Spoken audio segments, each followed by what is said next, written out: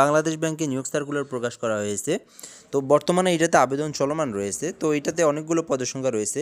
Assistant engineering, তারপরে হচ্ছে sub assistant engineer, তারপর হচ্ছে সাব অ্যাসিস্ট্যান্ট ইঞ্জিনিয়ার মেকানিক্যাল। তো এখানে যে পদের নামগুলো দেখতেছেন, এই পদের উপর যদি আপনি মাস্টার্স ডিগ্রি লাভ করে থাকেন তাহলে আবেদন করতে পারবেন, সবগুলি নবম দশম গ্রেডের।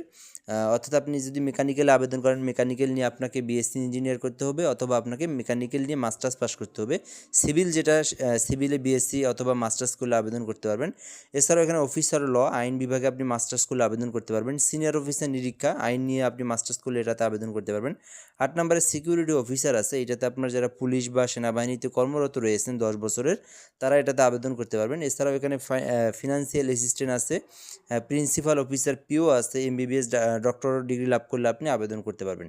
তো আপনি আপনার শিক্ষাগত যোগ্যতা অনুযায়ী এই সার্কুলারে আবেদন করতে পারবেন। আবেদন করার জন্য ই রিকোয়ারমেন্ট BBOR যে লিঙ্কটা দেখতেছেন, এই লিঙ্কের মাধ্যমে প্রবেশ করে